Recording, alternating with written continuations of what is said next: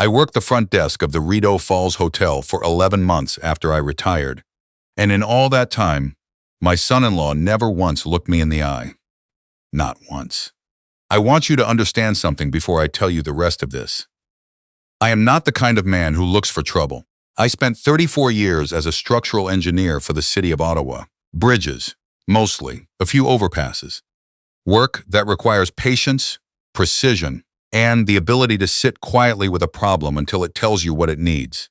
My wife Helen used to say I was the only man she knew who could stare at a crack in a wall for 20 minutes without saying a single word. She meant it as a criticism, I think, but I always took it as a compliment. Helen passed away 4 years ago. Pancreatic cancer. 11 weeks from diagnosis to the end. My daughter was 26 when we lost her, and the two of us, my daughter and I, we went through those months the way you go through a Canadian winter when your furnace breaks down. You get through it. You don't talk about it much. You just get through it. After that, my daughter threw herself into her work. She's a pharmacist, works at a clinic in the Glebe. Smart girl, always was. She got her mother's brain and her mother's stubbornness, which has served her well in most situations and caused her nothing but trouble in others. I retired about 18 months after Helen died. The city gave me a nice send-off, a plaque, the usual. And then I went home to a house that was very quiet. I am 63 years old. I was not ready to spend my days doing crossword puzzles and watching the 5 o'clock news. So I called an old acquaintance who managed hospitality staffing for a small chain of boutique hotels. And I asked him if he had anything part-time. Something simple. I didn't need the money. I needed somewhere to be. He set me up at the Rideau Falls Hotel, a 12-room property in New Edinburgh, weekday mornings, 6 to noon. Checking guests in and out, answering the phone, making sure the breakfast station was stocked. The manager there, a young woman named Priya, seemed mildly puzzled by a 63-year-old retired engineer wanting to work a part-time front desk shift, but she was professional about it and didn't ask too many questions. I liked the work. I liked having a reason to put on a decent shirt in the morning. I liked the routine of it. My daughter started dating someone in March of last year. She told me about him over the phone. His name was Callum. He was a commercial real estate developer. He'd grown up in Calgary and moved to Ottawa for a contract that turned into something permanent. She seemed happy in a way she hadn't been in a while, and I was glad for her. I didn't meet him for the first 2 months. She mentioned a few times that she wanted to set something up, a dinner or a Sunday lunch, but it never quite happened. There was always a reason. He was traveling. She had a shift. I told myself that was normal. Young people are busy. I didn't push. Then one Thursday morning in May, a guest checked into the hotel with a corporate reservation under a firm called Hartwell Property Group. I processed the card, handed over the key card, and said, "Enjoy your stay, Mr. Voss." He said, "Thanks," already looking at his phone, and walked toward the elevator. I didn't think anything of it. We got a lot of corporate guests. That was the nature of the property. Small, quiet, close to the Rideau River. Business people who didn't want a big chain hotel. He checked out on Friday. He came back the following Tuesday, and the Tuesday after that. By the 3rd week, I'd put it together. He was in Ottawa for the work week and going back somewhere else on weekends. He booked through the corporate account, always paid with the same Amex card, always asked for the room at the end of the hall because it was quieter. He was polite in the way that some people are polite. Not warm, not unfriendly, just efficient. He said what was necessary. He did not ask my name. He did not make small talk. When he was on the phone, which was often, he walked past the desk as though I were a piece of furniture. I didn't take it personally. Some guests are like that. It was a Wednesday morning in early June when my daughter called me on my lunch break and said, "Dad, I want you to meet Callum this weekend. Saturday, maybe? We could do lunch at that place in Westboro you like." I said, "That sounded fine," she said. "I think you're going to like him. He's very driven." I said that was good. That Saturday, I walked into the restaurant, and the man sitting across from my daughter, the man who stood up to shake my hand and smiled and said, "Sir, I've heard so much about you," was the guest from the room at the end of the hall. I shook his hand. I said it was good to meet him. I sat down and picked up a menu and spent a moment looking at the lunch specials while I got my bearings. He didn't recognize me. Not even a flicker. I was, to him, simply my daughter's father, a retired engineer, someone's dad. I told myself on the drive home that it meant nothing, that lots of people don't pay attention to hotel desk staff, that it wasn't a character flaw exactly, just a habit of not seeing people who are paid to be invisible. I told myself that. But I kept thinking about it. The following Tuesday, he was back. He came through the front door at 7:15 in the morning, rolling a small carry-on. I handed him his key card. He said, "Thanks, man," and got in the elevator. I started paying attention. Not in a suspicious way, not at first. I just paid attention. The way I used to pay attention to a stress report on a bridge section. You look at all the data before you decide what it means. He took a lot of phone calls in the lobby. This was something I'd noticed before, but not thought much about. Some people, when they're on the phone in a hotel lobby, they lower their voice. They move away from the desk. Callum was not that kind of person. He stood in the middle of the lobby, sometimes 10 feet from where I was sitting, and talked as though I were not there. In late June, I heard him tell someone, his voice carrying easily across the marble floor, that he had a property in Canada he was close to locking down, and that once that was finalized, there would be a conversation that needed to happen. I assumed he meant a business conversation. 2 weeks later, I heard him say, "She doesn't know yet. I'm waiting until the timing is right." I glanced up. He was facing the window, one hand in his pocket. "She'll be fine with it," he said. "She'll adjust. That's what she does." He paused. "No, the Ottawa clinic job is hers, not mine. But there are pharmacies in Kelowna too, right? It's not like it's non-negotiable." I put down the pen I was holding. I kept my face completely still. 34 years of engineering meetings will teach you that, if nothing else. He ended the call, pocketed his phone, and walked to the elevator without looking at me. My daughter had been at the Glebe Clinic for 3 years. She'd told me once, standing in my kitchen after Helen's funeral, that she wanted to stay in Ottawa, that she felt close to her mother here. She'd said it simply, not dramatically. The way people say things, they truly mean. I drove home that afternoon and sat in my kitchen for a long time. Here is what I want to say about that period, the next several weeks, because I think it matters. I did not go home and call my daughter that evening. I did not forward her a secret recording or leave a message on her voicemail telling her what I'd heard. I've thought a lot since then about why I didn't, and the honest answer is this. I was afraid she wouldn't believe me. Not because she doubted me as a person, but because when you love someone, the evidence against them has to come from somewhere you can't argue with. If her father tells her that her boyfriend said something concerning in a hotel lobby, something she didn't hear, that wasn't recorded, that Callum could easily say was taken out of context, what has she actually been given? A second-hand account of half a phone call. A reason to feel upset with both of them. I know my daughter. She would have defended him, and then she would have wondered, quietly, if her father was trying to sabotage something because he was lonely, or overprotective, or still grieving. So I waited, and I listened. I want to be clear. I did not eavesdrop in the way you might imagine. I didn't follow him around or hover near his room or behave in any way that wasn't completely ordinary for a front desk employee. I processed his check-ins and check-outs. I answered his questions when he had them. And when he made phone calls in the lobby, as he consistently did, I heard what he said, because he said it loudly, 10 feet from where I was required to be. In late July, he was on the phone again, early on a Thursday morning, while I was restocking the coffee station near the front. "The Kelowna move is going to be end of year," he said.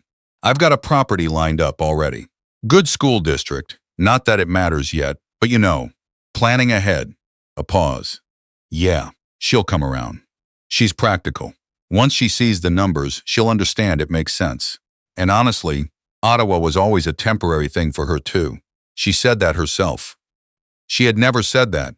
I knew that as certainly as I knew anything. The thing is," he continued, "I need her to be available.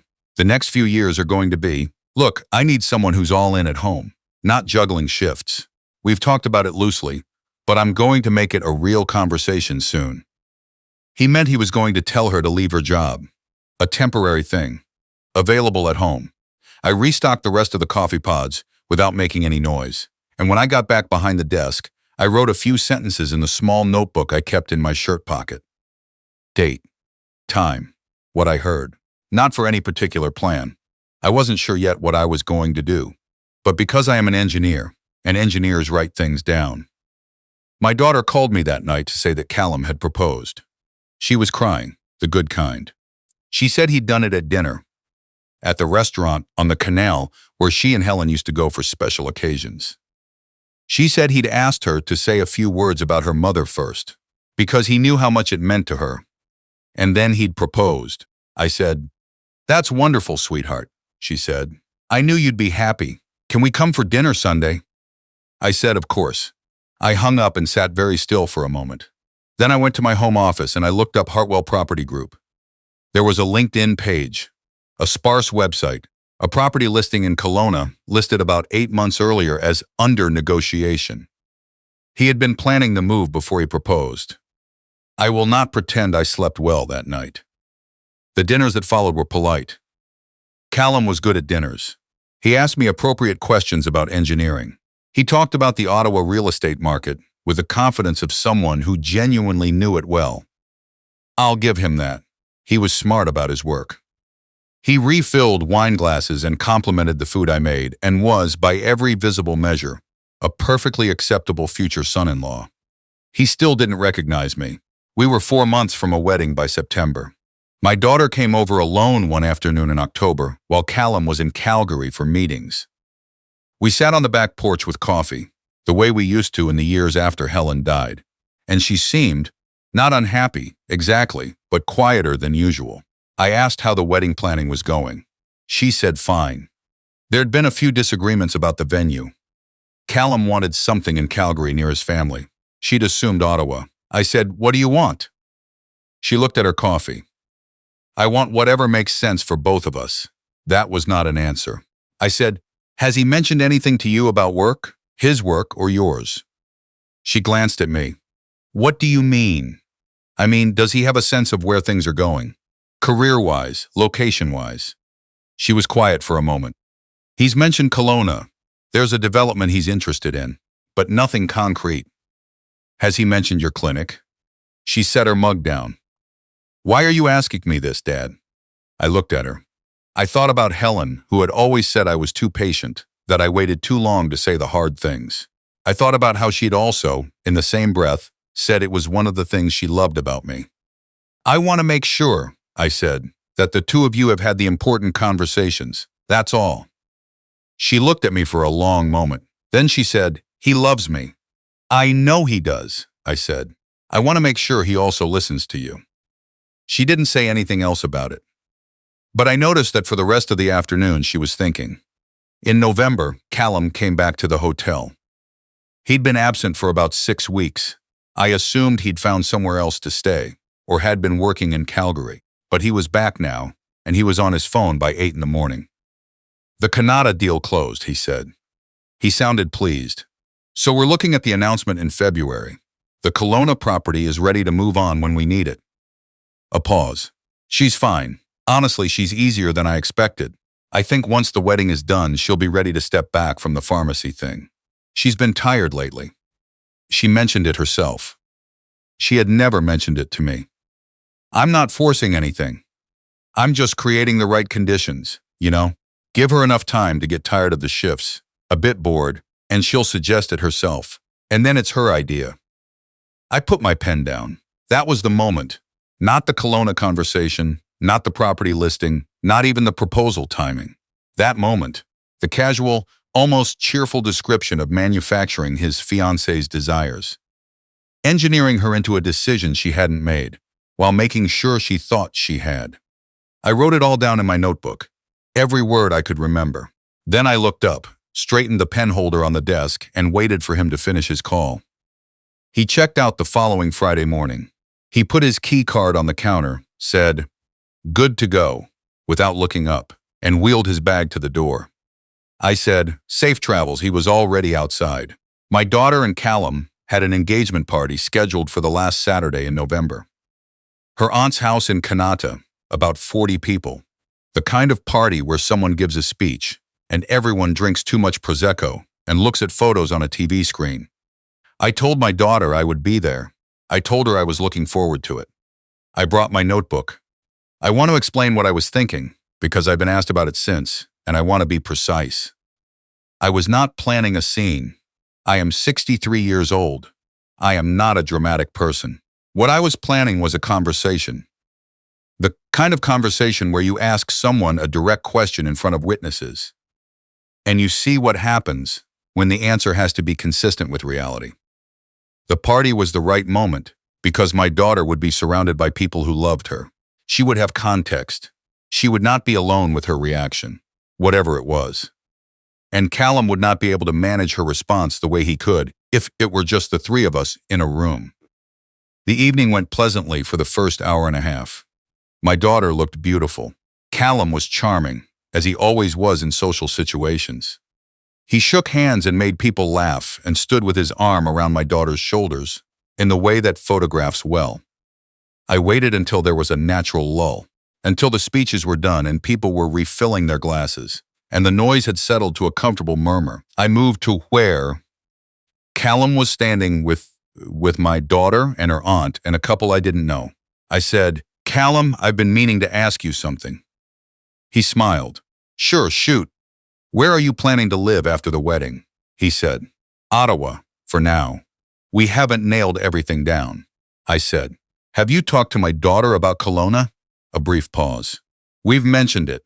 Nothing definite." I looked at my daughter. "Has he told you about the property in Kelowna? The one that's been under negotiation since last spring?" She looked at Callum. "What property?" Callum said, "It's just a potential investment." "Has he talked to you?" I said. "About what he sees your role being after the wedding, in terms of your career?" My daughter's expression changed, not dramatically, quietly, the way a room changes when the light shifts. "What do you mean?" she said. She was looking at Callum now, not at me.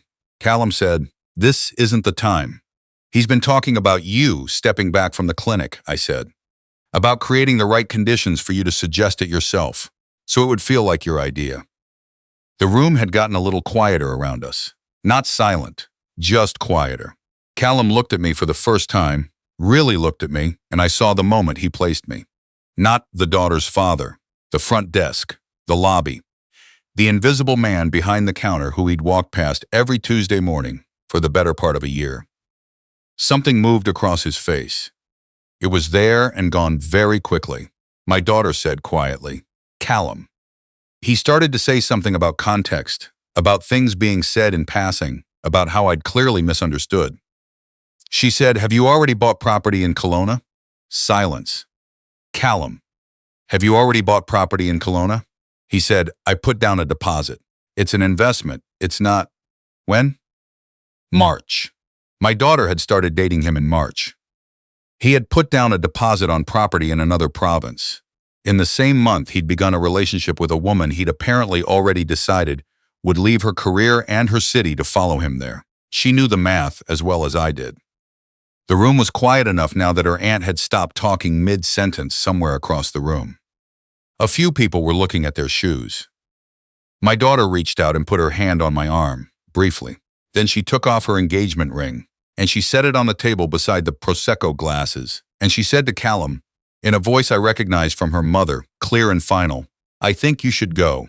He left. It was not a dramatic exit, the way those things are sometimes in stories. He picked up his jacket. He said, once, that she was overreacting. She didn't respond to that. And then he walked out through the front door of her aunt's house, and that was the last any of us saw of him that evening. My daughter and I drove home together. Her car, she drove. She always insisted on driving, and for a long time neither of us said anything. The Ottawa streets were the way they get in late November, dark and orange lit, and already edging toward winter. Finally she said, "How long did you know?" "Since June," I said. "Why didn't you tell me?" I thought about how to say it. "Because," I said, "I needed you to hear it from him, or at least to ask him directly. If it had just been me telling you what I'd heard, You'd have had no way to know if it was true. And I think part of you might have spent a long time wondering. She was quiet for a moment. He worked out of the Rideau Falls Hotel, she said. That's where you work. Worked, I said. I put in my notice last week. She glanced at me. Why? Because, I said, I got what I needed out of it. She didn't say anything for another few blocks. Then she made a sound, not quite a laugh, not quite a sob, somewhere in between. He never recognized you. No, I said. Not once. Not until tonight. She shook her head slowly. A man who's going to marry you should know what your father looks like. I thought that was exactly right. She stayed at my house that night in her old room, the one that still had the bookshelf Helen had painted yellow this summer before she got sick. I made tea and we sat at the kitchen table until past midnight, not talking about Callum much, mostly talking about other things. The way it used to be, the two of us, in the months after Helen. Before she went to bed, she said, I'm not okay right now, but I think I will be. I said, I know. She said, thanks for being patient. I said it wasn't patience exactly. I said I'd just been paying attention, waiting for the structure to tell me what it needed. She gave me a look that her mother used to give me sometimes, fond and slightly exasperated, in equal measure. Good night, Dad, she said. I washed the mugs, turned off the kitchen light, and stood at the window for a moment, looking out at the street. The first real snow of the season had started while we were sitting at the table. Just a light dusting, the way it comes in Ottawa before it means it. The streetlight caught it as it fell. I am not a man who needs things to be dramatic to understand that they matter. That was enough.